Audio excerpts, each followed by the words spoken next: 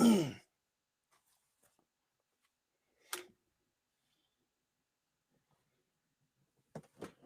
2, 1, 2. Okay.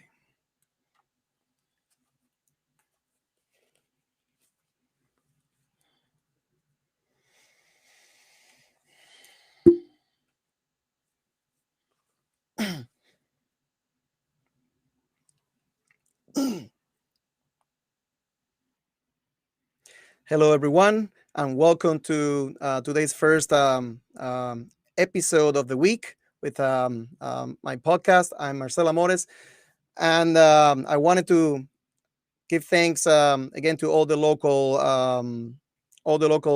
front workers that are doing a really hard work to keep us safe and risking. It's their job, but they're also taking a big toll in risk to keep us all safe. And again, a big shout out to all Nova Scotians that are following the restrictions. All tough times for everybody, but we're going to get through this. And to bring more add up to the entertainment of everybody, I wanted to bring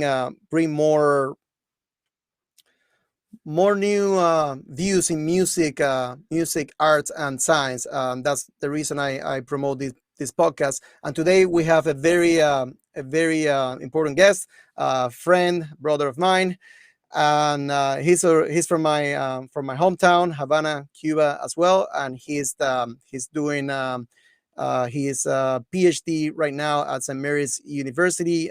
He's got a Bachelor of Science and Master's degree in chemistry, and it's a really interesting guy. And he's also a musician and a professional dancer. But please, let's give him welcome to Lázaro Castanedo. What's up? Hey, Marcel, how are you? How's it going? Hola, mano. What's up, man? This is going to be interesting because this is going to be the first time that you and I are going to be, for the purpose of the podcast, you and I are going to be speaking English. Our native language is Spanish, which normally that's what we do, unless we're in a group of people that the majority of people are Anglophones. But anyway, this is the purpose for this podcast is to do that first in English, and we can later schedule one session in Spanish once I start promoting that part of the program. Welcome again, man. There's going to be a lot of fun stuff to talk today. Thank you very much. I appreciate just it. to give you a little bit of an intro. Just take it on from here. How did Lázaro make it to Canada? Well, I want to start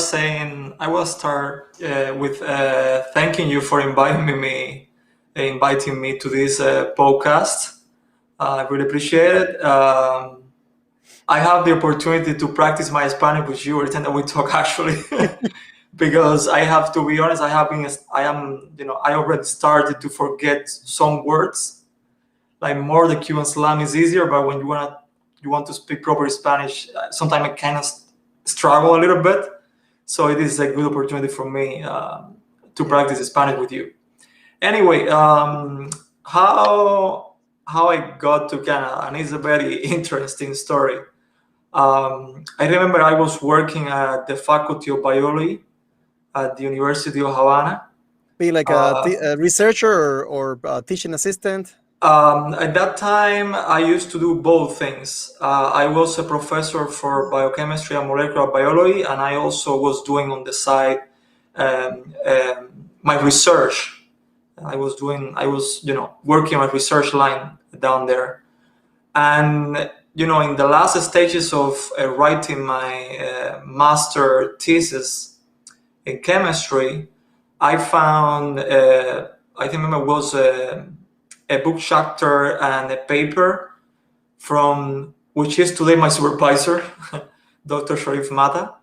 And I remember that I reached to him, not very hopeful that he was going to answer, asking him for if we could, kindly send me this information for me to read it and refer it in my thesis because I need it. And he was actually very nice and very polite, and he answered very fast. He sent me the information. And from there, we established quite a connection and a communication, mostly related with science. I used to ask him questions related with what I was doing. And then I found about, from other professors at the Faculty of Biology, about 2 scholarships that I could apply and come to Canada or come to any country um, to do research as an invited researcher, right? So I was like, well, I know this guy. I know he lives in Canada. I could reach him and see if he wants to collaborate and if he would take me. So I remember that I sent in the email. It was funny because when I searched for the first time, um, I was like, he lived in Nova Scotia, and I initially thought that, well, Scotia. I know this is Scotia in Europe, but this, because Scotland, man. it's Scotland, right? So, and he wrote back right away. He actually even called me on the phone, which is Nice. quite expensive. And he said, "Yeah, for sure. Like, I am very excited for you to come because he also speaks Spanish. So it was also an opportunity for him to practice his Spanish with me." So we applied for these 2 scholarships, and I got both of them.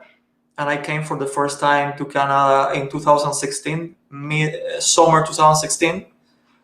And being here, I got the acceptance, the response from the other scholarship that I had applied simultaneously, that I was accepted to. So I was able to go back to Cuba, and then came back on the second scholarship at the beginning, on the winter of 2017. Good, man. Good. No, and for people that the local people, it's obviously in the academic world is extremely competitive to get through these scholarships. And as many of you know, in Cuba things are more. Oh, um, we lost Lázaro for a second, but he's going to be back, I'm sure, soon. It's very competitive, and as we know, there you go. As we know, in Cuba, it's even more difficult because at the time there was also like a limited bandwidth internet services, so it makes it really really hard to do this. So yeah, Lázaro got well, he got the opportunity because of the importance of his research, which will later on the program we're going to talk a little bit about briefly about that. But also I can say, which is also true, a little bit of the opportunity and the luck that comes with it, right? Because there's so many people talented around the world that they may not have come through the opportunity to get a scholarship in a in North America. So good for you, man, and that's amazing Thank you. for you to do that. I mean, to keep to keep so disciplined and focused in your research. That's amazing. You're going to share some with that in a little bit. But also, yeah, well, everybody here locally, a lot of people locally know you also in the dance community and the music community. And you, as far as my understanding, you danced a lot in Cuba, even at sort of a professional level. And happily you brought that down up here to Canada. Tell us a little bit about that. How do you engage with the dancing community in Cuba and music? Yeah, actually, I did my first steps in dancing salsa when I was around 6 7 years old. Of And I course. remember that with my mother, she, like, at the old kind of old-fashioned, old school way, how our parents learned to dance salsa in Cuba, which is just called casino, right? Like tying a belt to a door and practicing with that, like simulating which is another person. That's No, sorry, what was that? The Yeah. doorbell?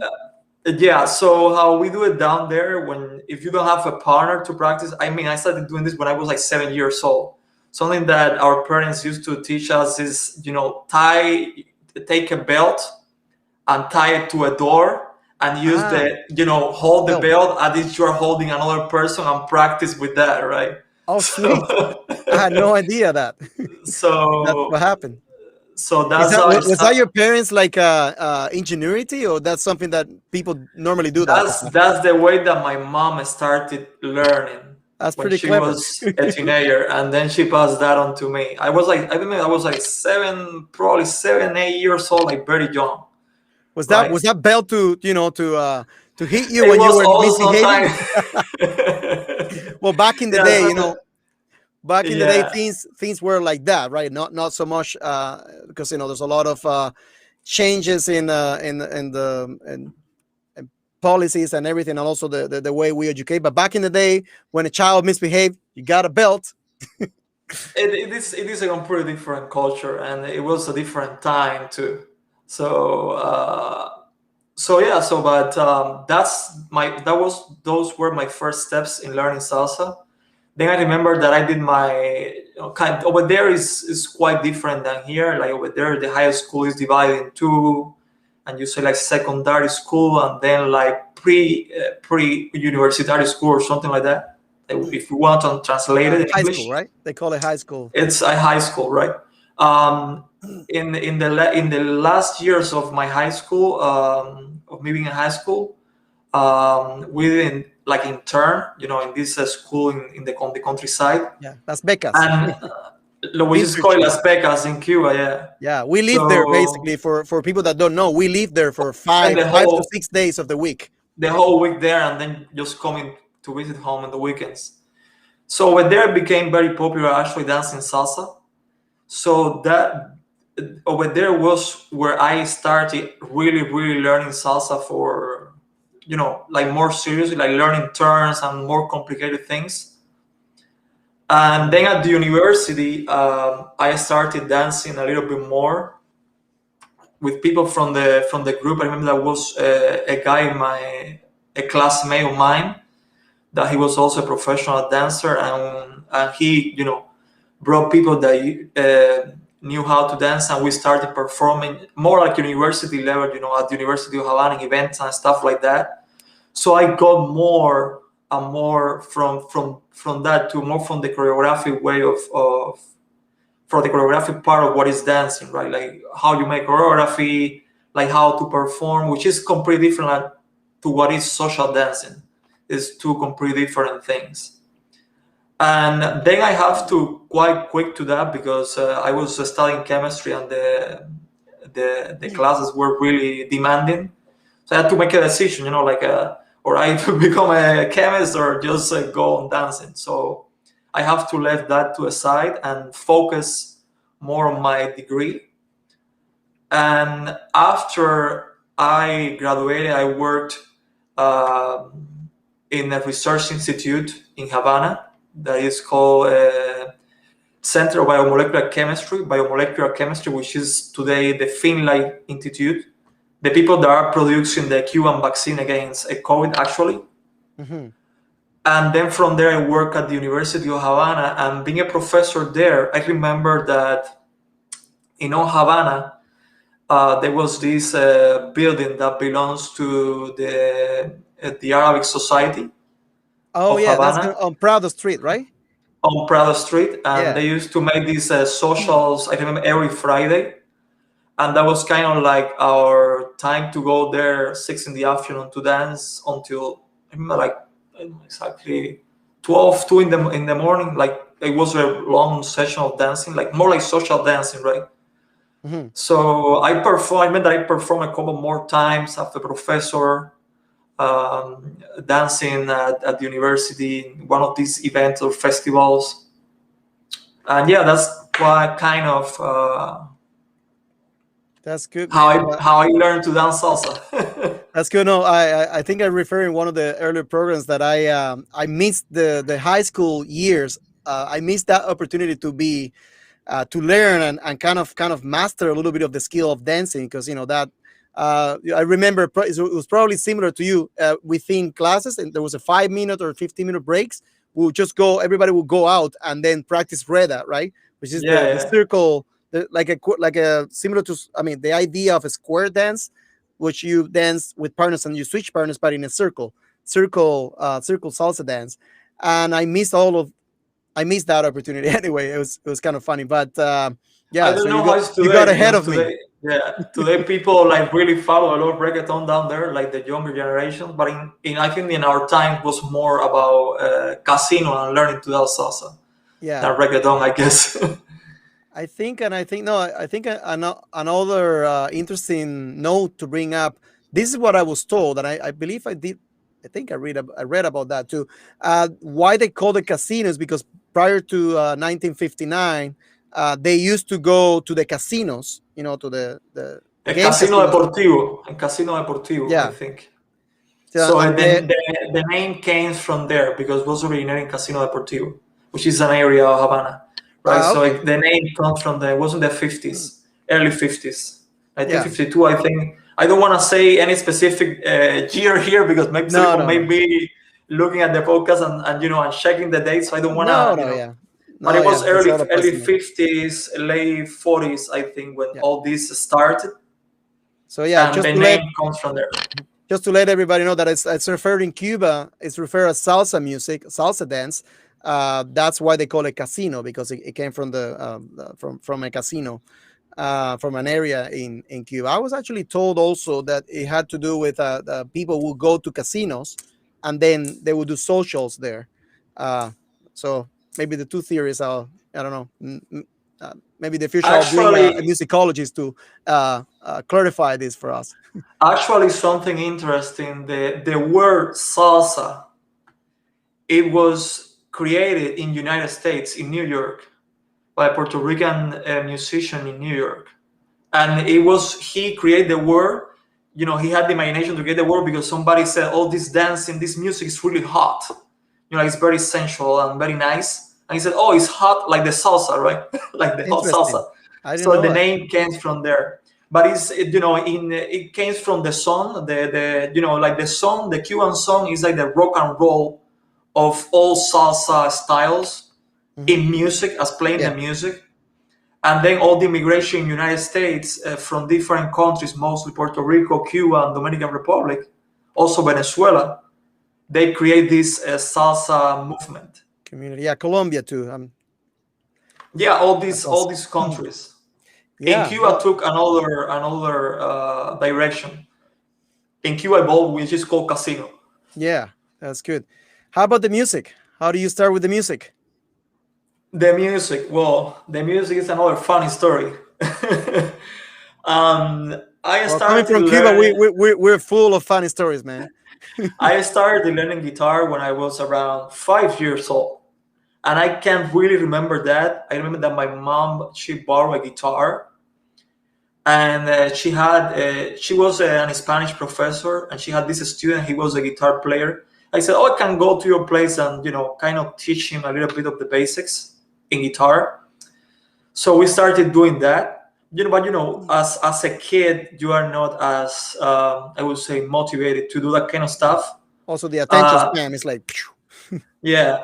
So I would practice the chords and all that. I remember that one I kind of stopped like practicing. I would not practice as frequent. In other words, I wasn't very. I was a disciplined kid. I just wanted to play outside. you're just a I mean that kid, man. one. That's what we do Yeah. as kids. One day, actually practicing on the kitchen, I just moved the guitar to the top. And I'm break a bunch of glasses that my mom has in a What? stand on the kitchen that she really loved those glasses and cups. I broke all of them. Be- So because you she didn't want was. to practice guitar? It was an accident. I just left the Oh, guitar okay. and broke all that. And she was like, "You know what? I am done with you on the guitar." So she took the guitar and she just hanging it on the top of the wall very high so I couldn't reach it. Oh man. And that was the guitar for me of my childhood, right? So I took the guitar again when I was like 17, 16 years old. Actually, around 18 years old when I started my high school in those pre-universitarios en el campus we were talking before. Yeah. And it I saw we had a doctor down there, and the guy used to play the guitar, and I saw him playing one day and I was like, "Oh, this is really cool, and I would really like to learn this." So I came back and said to my mom, "You know what? I want to learn guitar again." And she was like, I hope this time you don't break anything. so we borrow a guitar that I have to fix, actually, from Yeah. the cultural center of my hometown. I am not originally from Havana City. I was raised in a town, in a country town that is called Guanajay, that is like 45 minutes away from Havana City. So they have, all these towns, they have a cultural center down there. So we borrow a guitar from them that I have to fix and put chords and everything. And that's how I started learning guitar. Nice. And I really started learning guitar at that point. Really, that's good. That's good. Yeah, you told me stories that later on in your early freshman years at university, you were kind of like with your guitar mentor. Say you would go on Malecon and play decimas for couples and stuff like that. That's fun. No, I, that's a fun story I, to say. I never did that, Oh, actually. you didn't? But Oh, I used to play with friends and stuff, and I have a couple of times that couples asked me, "Oh, I will pay you $1 if you play some for me," but I never did, actually. you didn't? Oh man. Yeah. Oh, I misunderstood. I thought you had said something. Maybe the friend that you had that taught you um, guitar later on. Maybe he did that. Yeah, my bad. Sorry. We perform in a couple of places, and I perform in some places at the university too, like university events and stuff. I played with that guy once in a different event, and he was an amazing guitar player. He taught me most of things that I know, but I never took classes with him. Like I Mhm. never would take an hour of class and pay him. Like I would just go and play with him and try to learn everything I could in that time. That's I good. That's picked good. everything I could. No, that's good. And then you came here. Remember the day I met you? I was I was working at the market with the business at the time, selling Cuban food, and because we had connected through Andres, and then you came in and helped me out a bit, and that's how we connected. Later on, I started with the idea of continuing with my new project, with my new band, and we had at that time hang out a couple of times home, and you show me your a little bit of your playing and say, oh, that's cool, and you could sing too. So that would be yeah. So thank you again for joining me in my Oh, my, thank you my for the crazy opportunity to. my crazy my crazy ideas, right? So, it's sometimes you just have to go with it and learn on learning the role. I mean, you don't we just don't have the time in life to take a degree for everything that we want to do. So if you do it like Exactly. that, then we're limited to one or two things Yeah. in life to do, right? But yeah, no, I'm happy that you took that, because actually it's been a really interesting opportunity for us to learn about each other, to know each other through music. uh, like all everything, the goods and the bads, because sometimes biases and personalities come across. But it's a great and safe environment to learn and know about each other, and maybe we made mistakes sometimes, but then just to talk about that. And I think, and I strongly recommend this, that music has been a great platform for us to grow our friendship, and to grow together, and to grow as musicians as well. um, because yeah, I had at the time, I had sort of a little bit of experience with bands, but not like a vast experience. And you were new to the band project thing, so we just learned a lot about it, and it just was really good, because after a few years of me being here in Canada, missing home, going back to playing Cuban music was it was very meaningful to me, right? And yeah, and you brought your Cuban soul, guitar skills, and singing, and I think we've been able to make a good mixture. Me getting your input, and make it all work. I think it's been great. For a small city in Atlantic Canada, I think we have accomplished a little bit, and it's just fun Yeah. to have had the opportunity to gig together. A little bit across Nova Scotia with the band Plan Ache, and also yeah, yeah, no, thank you, man. I really appreciate that. Oh, Uh, we were just talking earlier about this fun opportunity. A couple of weeks ago, I interviewed Chris Churchill, our bass player. yeah. It was great, amazing man, amazing. musician person, and He's a obviously great musician and person. yeah, incredible.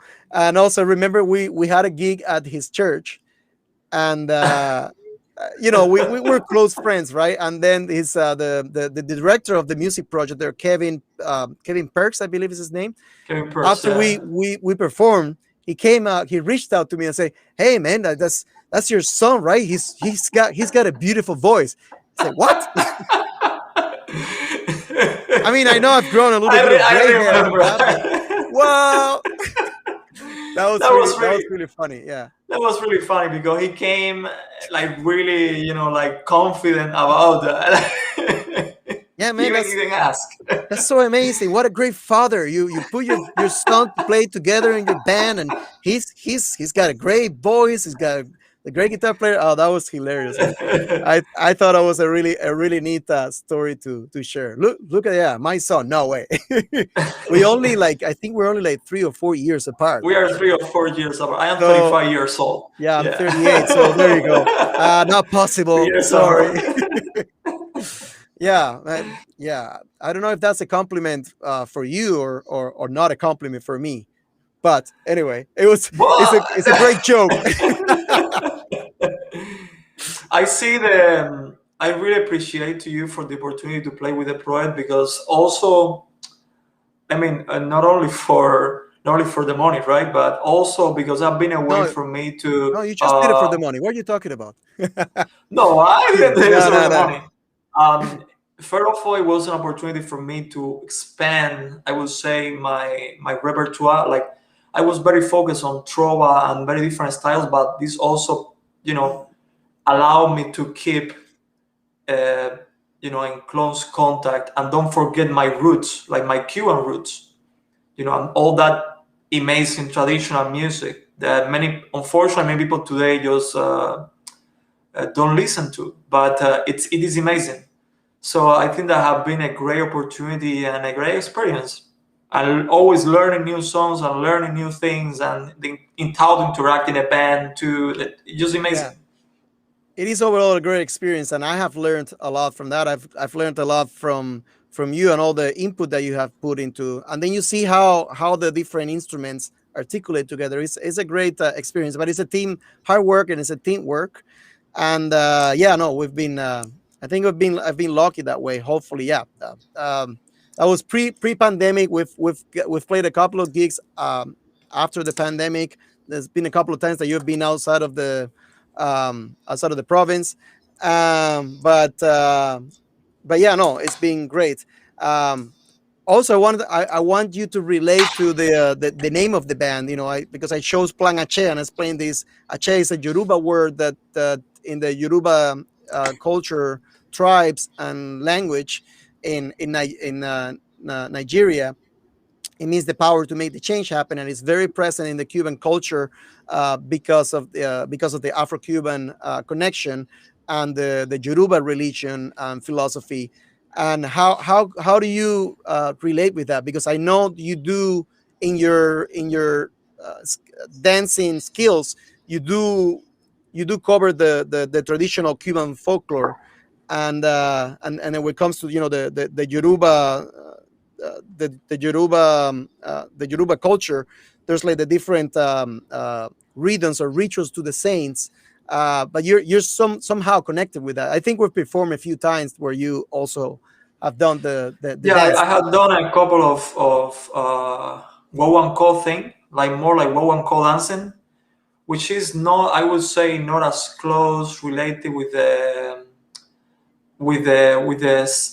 dances for the saints. Um, but yeah, I have done some one call, so it's a still the word is a Yoruba word, from the language, how the language from Nigeria evolved in Cuba. Um, so it's, yeah, that there is a connection there. But I have mostly danced like one call, like not so much deep into, I would say, the all the dances for the different saints. Also, Mhm. also trying to be respectful to the culture. Like if you're gonna perform that, you have to I would prefer to do it properly. Otherwise, don't do it. You Yeah, know. yeah. No, that's good. Just important to have to keep that respect. I mean, it's extremely it's extremely enjoyable to do to see that. But I do appreciate and respect that. We have a another friend here, Zulema, a Cuban friend, that she does the same. Even though she does practice a little bit of the religion, she prefers to be reserved when it comes to promote that because of Yeah, to show respect to the culture and the religion. And I truly understand that. there Sometimes is it could be a very commercialized, and that shouldn't be the idea, but just to preserve the core of yeah, that tradition and religion. yeah. I think that it's a matter of respect to that part of the culture and how we experience that culture. With all of us have experienced in different ways. But me personally, I prefer to be very respectful to that and to the tradition of what each saint represents, of how the dance, represents the saint and the energy of the saint. So in that sense, yeah. But mostly Wawanko, which is more like Mhm. I think yeah, it is just fascinated to do all that. Maybe in the future I'll be able to have a guest that is more a specialist and could just explain more live, because the really cool thing about this is you can do a summary, you can do a summary, entertaining summary of a specific topic in a short period of time, just to get a little bit of the idea. So this format of podcast, live podcast, allows for that. So yeah, that's really good. So yeah, man. Right now you are in well in the process of becoming hopefully a Canadian citizen, a permanent resident. And as all immigrants to Canada, is never like a straightforward, easygoing, or rarely it is an easygoing journey, right? If you can, if you have, let's say, a couple of things to mention to that struggle and that learning curve, we can how can we yeah let's talk a little bit yeah, about yeah, that. for sure, for sure. I mean, I don't want to, and this is kind of like a spoiler. I don't want to give any advice to No, just anybody that your own is experience. listening to this. I just want to maybe just talk a little bit about my experience, how things have been, and what I would recommend as as an immigrant when you apply, for example, things like that. I came initially, so Canada have different type of visas.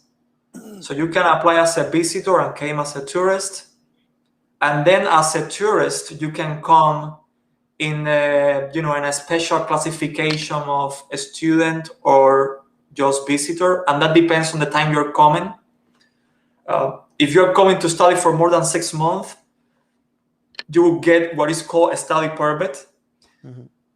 If you come for less than 6 months, then they give you a visitor visa that says in a blank Yeah. space, says in a section, says a student. You're coming as a visitor, as a student, but you're a visitor. So it's important to keep that in mind. You're not as you will not have the same privileges as someone that has an study permit. You're not allowed to work, for example, as a tourist. Okay.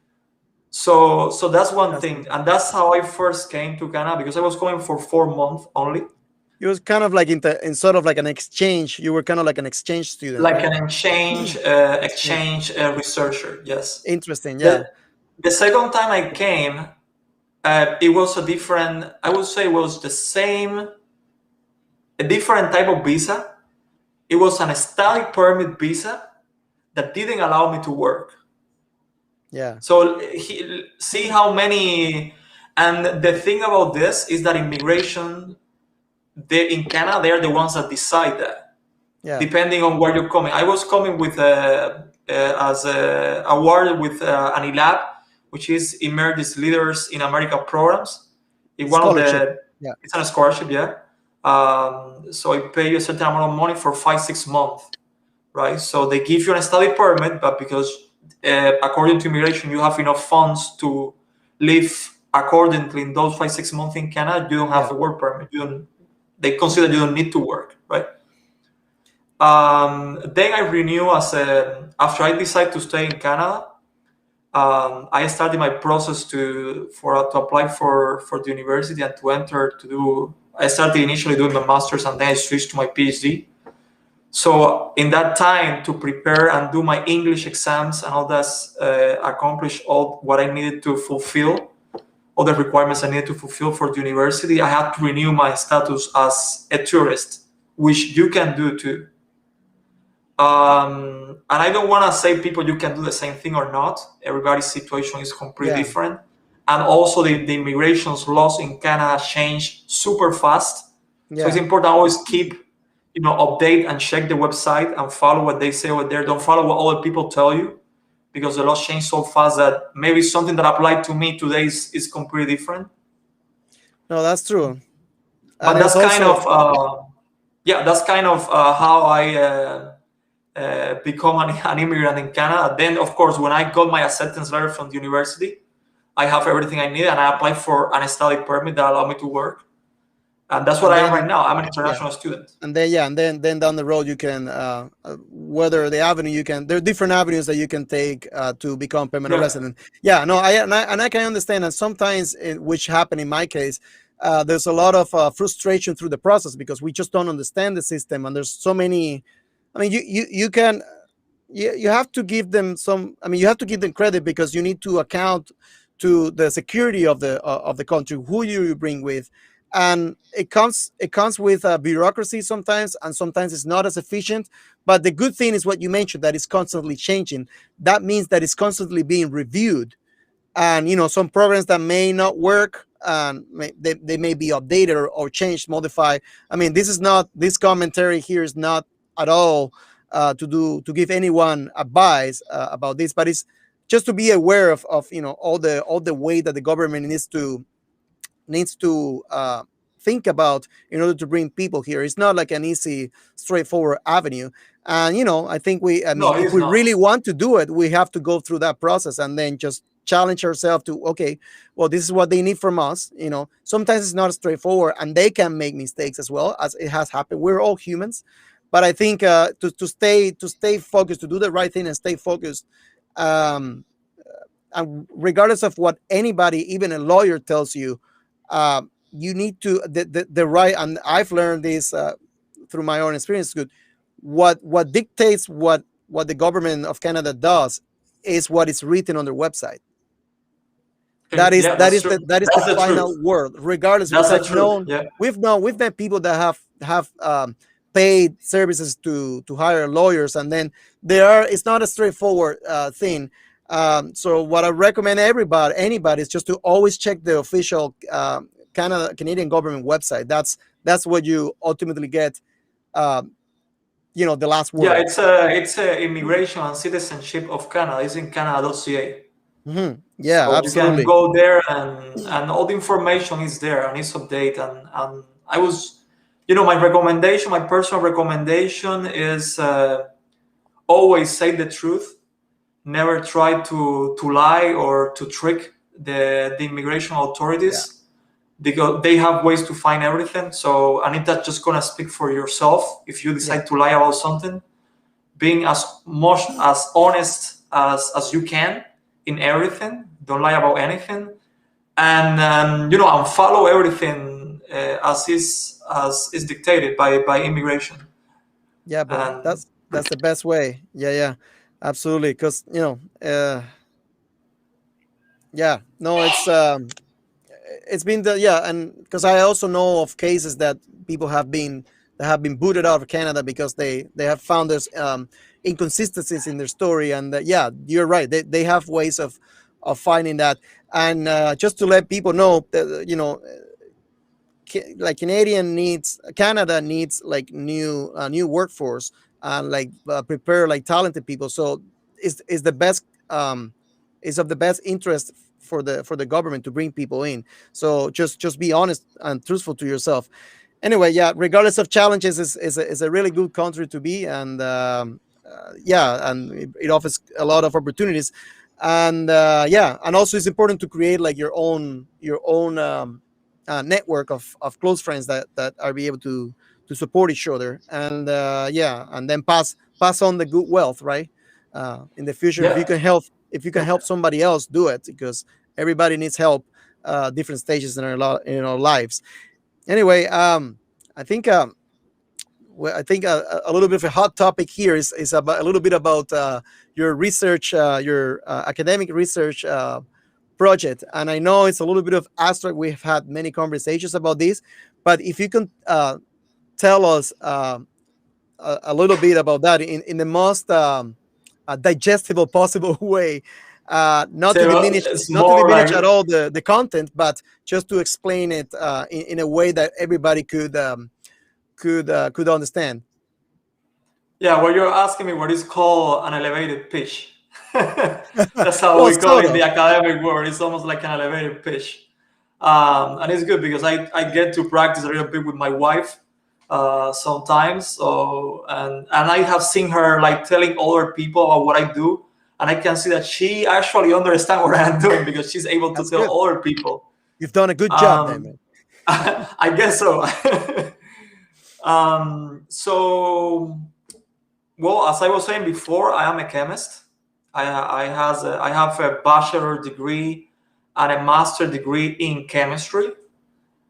And in my career, I have done different things. I did a lot of research initially in my first years as a new as after graduation in college. I did a lot of organic synthesis, which is what people say exploring things in the lab, like mixing this with this to obtain something else that you need for whatever reason. I did a lot of that. So I was a lot of more like an experimentalist. Yeah. I was a lab rat. I would be in the lab for many hours doing reactions there and analyzing what I was obtaining. After a time in my transition to the University of Havana, I remember telling to my mom about my decision and saying, hey, you know what? I'm gonna change. I think that it's time for a change, and I wanna move and work in something else, and also learn about new things. I think that I had never been That was just afraid, as a graduate, like just as a switching graduate, jobs, right? From like the yeah, like 3 4 years after graduation, yeah. after I was working at this research institute. And she was like, oh, well, think about this carefully because it's a big change. So I switched 180 degrees my research profile, my expertise. I went from being an experimentalist to doing more like computer science related to chemistry, like Yeah. using computers to solve problems related with chemistry. But beyond chemistry, I was working in a group that most of them were biologists and biochemists, and the research was focused on genetics. So genetics is a part of a science that study the DNA. And for many people that may be listening to this and if you don't know what the DNA is, a DNA is a molecule that we have in our body, and it's an amazing machine because it's what thanks to DNA, it's that inheritance exists.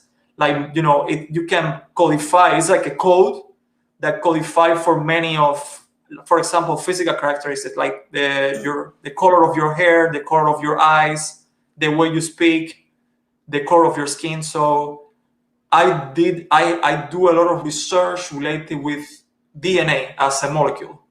Mhm. Okay, many people maybe I have seen somewhere like a double helix, like Yeah. something like this twisted. So that's the DNA.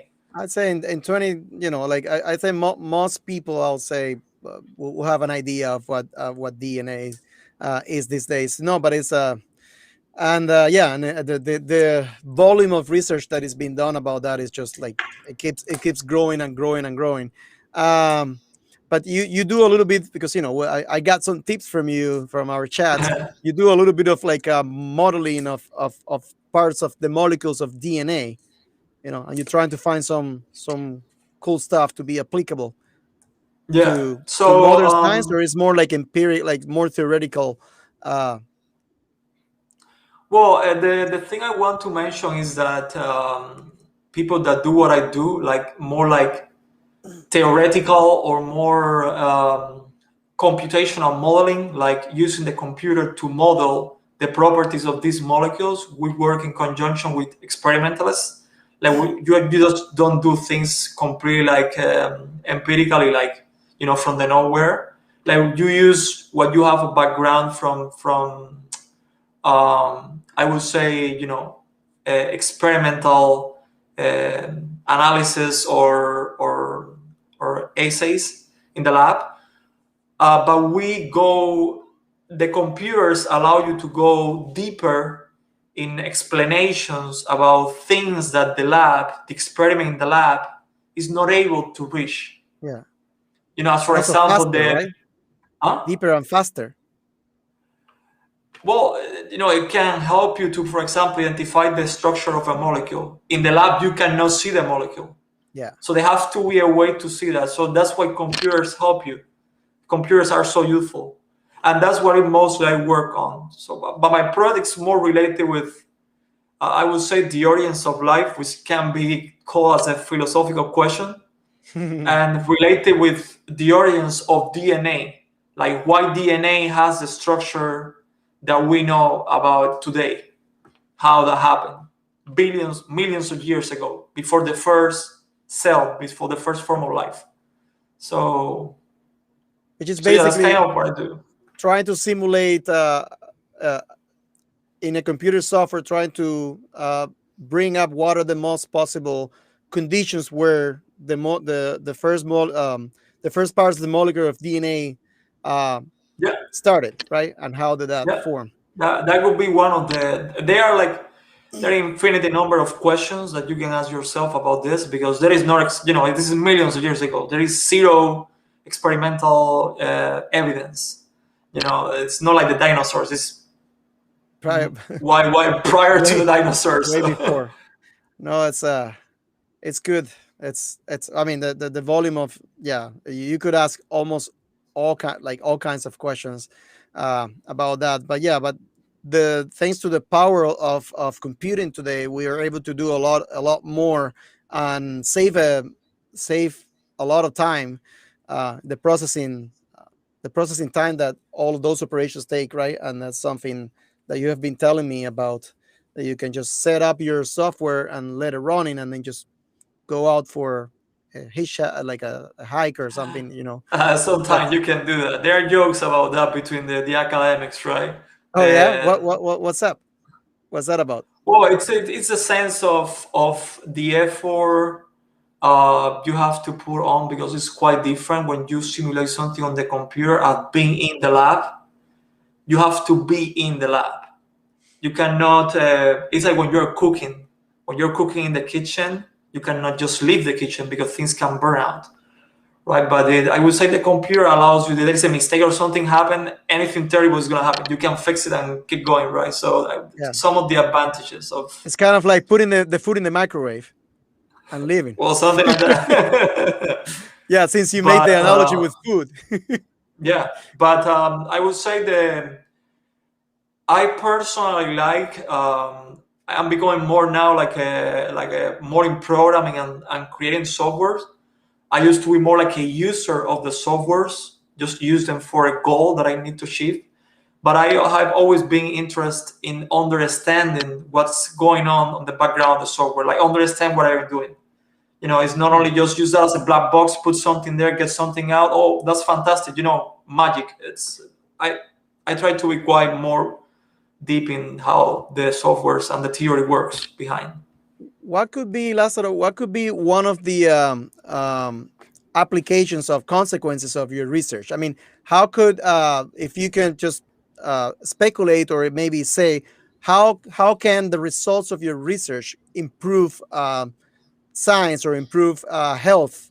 If you can mention a couple of examples of that, right? Because sometimes a lot of, and maybe this happened to me even before, when I was, well, many years ago, when I was knowing more about theoretical physicists and all that. So, well, what did you do with all that? It's all theoretical, but there's actually a name point that could be applicable, and that's actually what happened with with all the big with all the huge advances of technology. There were first a theory, a theoretical, philosophical almost, and then it came into something it came into a product that was useful for society. In your case, specifically in your research, how would the results of your project would be beneficial for, let's say, the knowledge of science, applicability, or health?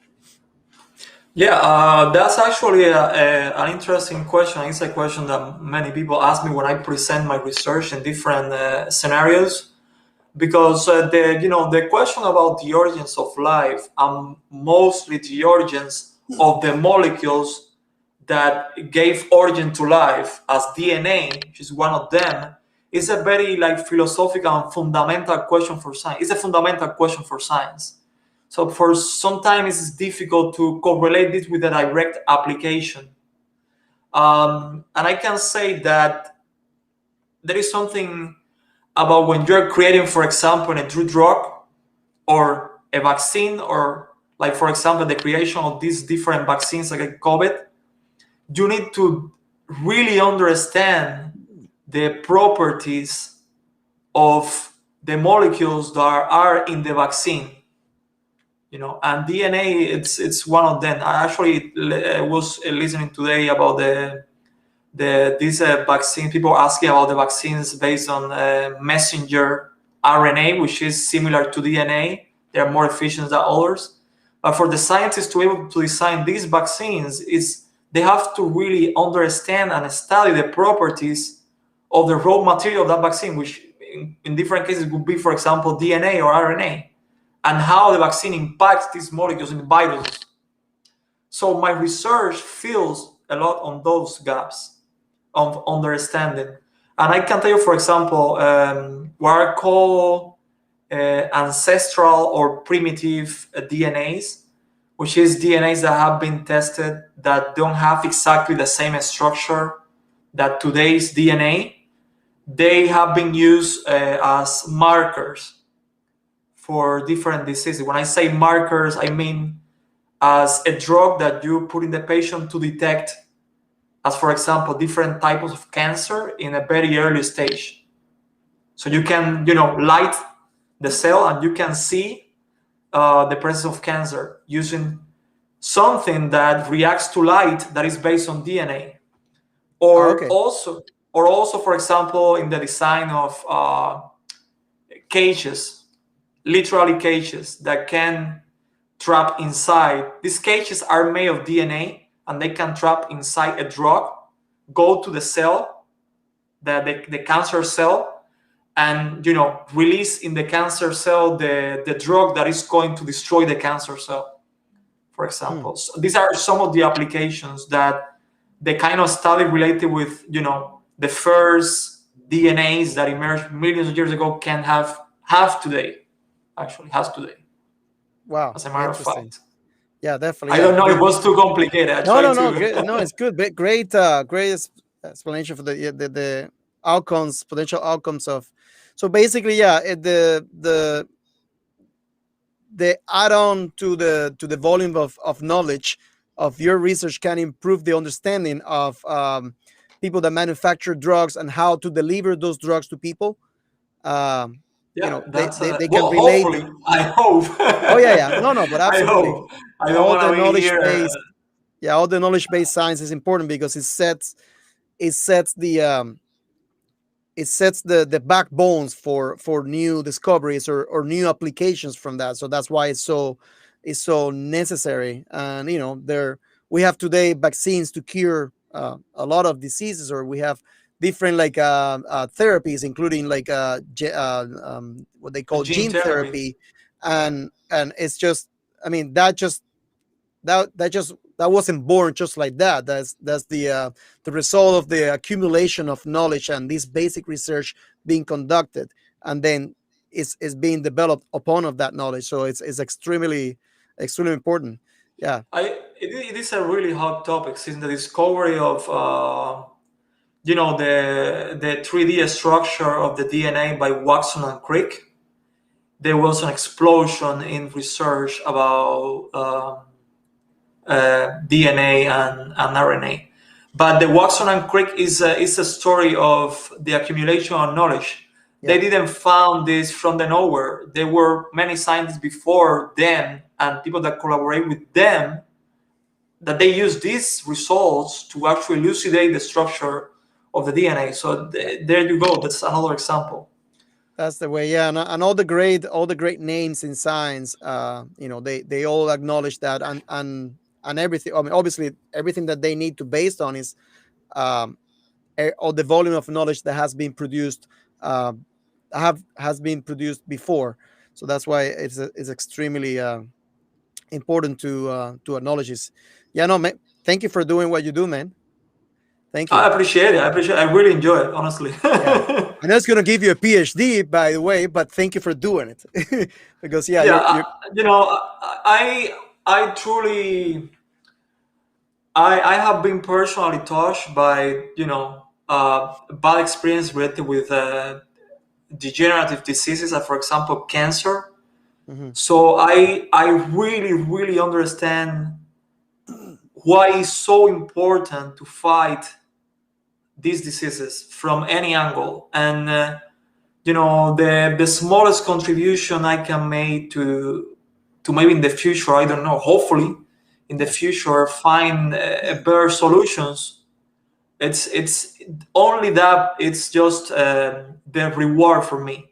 And just forget about the, for now, about the PhD, the degree. I am doing more for enjoying, like trying to make science, right? it's important, So man. Yeah. And thanks for letting us know that you're not doing it just for the money. Just kidding.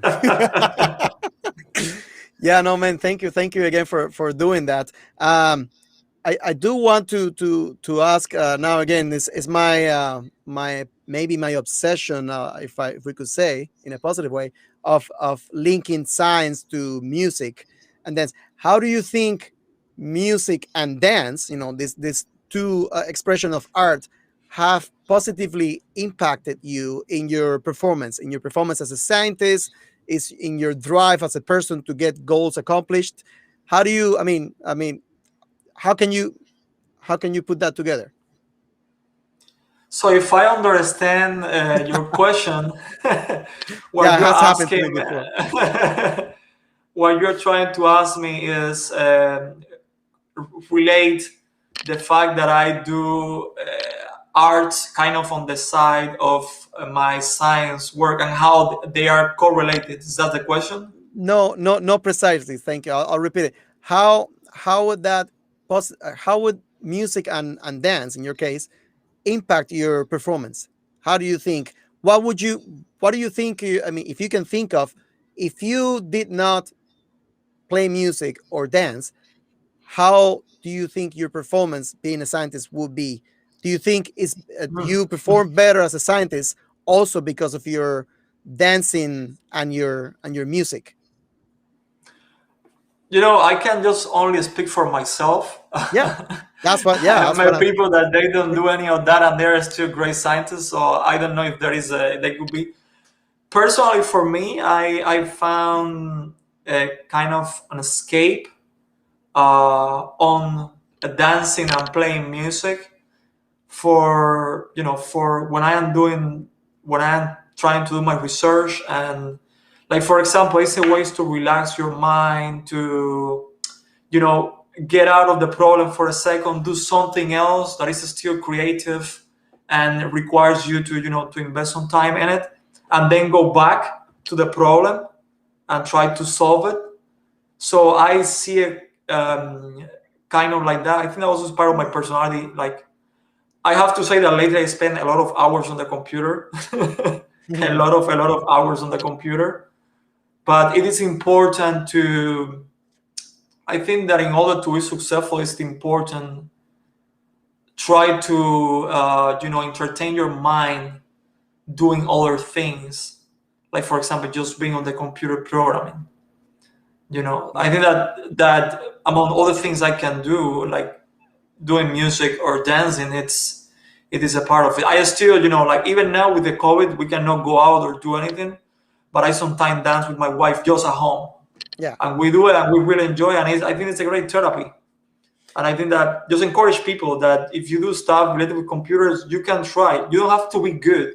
It's not about being Yeah. good. It's about just trying and trying to learn. My Moving your body. supervisor paints. Yeah, my supervisor paints, for example. Yeah. He do a lot of painting and plays some music too. So I think that it is about that. At least that you are really going to make a living of music. Like if you're just a musician, is that I think that's a different story. But for me, it's more about using more like a therapy or relaxation, just to relax and like clear my mind a little bit from the problem that I am dealing with. If I am stuck with something on the computer that I cannot figure it out, I'm like, damn, I need to figure out this. Sometimes just better just step out a couple of hours, do something else. And I think that making music, like playing the guitar or dancing, is a great channel for that. Yeah, no, thank you. No, I wanted to bring that up to you in your particular case. There's plenty also of research, a great volume of research done about how music and dance it can, well, it's a stress reliever. It reduces anxiety, but also it gives us kind of like honey for the brain, like release of the pleasure hormones that makes us feel better and makes us relax. And it has been proven that music, different styles of music, or playing, performing, or listening to music, have like cognitive effects, right? For example, sometimes I can share with you later, and maybe I'll share it on the podcast, as a link, some of the great playlists that I found of relaxing music, or music that is being intended for enhanced focus. Obviously, you need to be open to that, but some of them, with some of them, I not all of them work for me, because I think it's very subjective, but some of them kind of help you to zoom in and stay focused in the. And it goes by a pathway that is sort of similar to the cognition. It's the same pathway as cognition, enhances cognition, and I think it's important. I just wanted to bring that to you. I mean, obviously there are other alternatives, like your supervisor does painting, but other people do go outside and work out, which is strongly recommended as well. But yeah, so the switch back and forth into switch off from the studying, or the intellectual hard work, and doing something like dancing, or playing music, or working out and going for a walk. Those are like great tools that we have to reduce the stress, and potentially enhance the connection, so we can go back into the problem that we're trying to work on, and be productive again. Yeah, there are many like really serious studies out there, like papers published in prestigious journals of studies in groups of patients about the Mm. effects of different chemical reactions in their brain when they are exposed to different types of music. Like comparing the extremes. So, for example, I don't know, a really aggressive type of music with classical music or something like Mhm. that. So there are studies out there, and I believe there is scientific proof. It's not we just talking about that here. There's Yeah, scientific proof that music stimulates your brain. You know, yeah. so But let's say, I mean, obviously we encourage that, to either play music, or listen to music, or dance, because it's important to move your body to relieve all that stress. But it's not only limited to that, because we have to account for different people maybe having different interests, or different tastes, and they're doing yoga, or practice meditation, or painting, or doing another fun activity, whatever suits you, is important. I mean, it's not. I obviously, we're both music and dancing advocates, but they're not the only solutions. Uh, yeah, I mean, they are effective. I mean, and you should do it, but it's not the only thing to do. And especially, I believe, with the mental weight of the lockdowns through the pandemic, it's important to try to come up with something that will work for you, and that especially is off the screen, because the screen is important for entertainment, but it's if you overdo it, you exhaust your eyes, you exhaust your brain. and Yeah. it's important to take a break. Try to find whatever works for you. For us, music, singing, dancing, a little bit of walks or workout works, but it's important to let everybody know that it's not only constrained to that. Find something fun to do that maybe is off the screen or off the heavy work, and try to do it because your body and your mind is going to appreciate it. Yeah, I can't remember right now the name of the paper, but there is a study related with uh, the study talks that like practicing creative activities that require your brain to exercise. It's also a way to prevent or decrease the probabilities of dementia, for example. Yeah, It is also a way. So it is healthy, and it I would really encourage everybody, like yeah. There's whoever is actually, watching this. in fact, there's an emerging new health discipline that is it's called music therapy, where the accredited music therapists, they develop a program for to work with the patient, and there's a lot of work that has been done with dementia patients because you can engage their brain intellectual activity without having to involve the direct verbal communication, because it could be forgetful. And some of the studies have shown that it may enhance memory retrieval, which I it's you know so there's a lot, plenty of proof, and but yeah, but again, going back to your work, there's got to be a lot of hard work and determination, and you have to be constant and disciplined to be able to achieve all of this. But yeah, that's good, man. I think we've covered a few interesting topics here. Yeah, we have been talking for a little bit, so Yeah, no, thank you. I wanted to thank you again. I wanted to thank you again for accepting to be here with me today, and hopefully people that are watching can have enjoyed a little bit of your story, and the really neat uh, a little neat snap of your research. And yes, and as I said in the title, yeah, music, dance, and science, man. it's like we say in Cuba, like músico, poeta y loco, Oh yeah, like yeah, musician, poet, and crazy. and crazy, kind of Yeah, like yeah, we say, right? Try to do a yeah, little yeah. bit of That's everything, how, but that's the saying that we do. Yeah, it's important.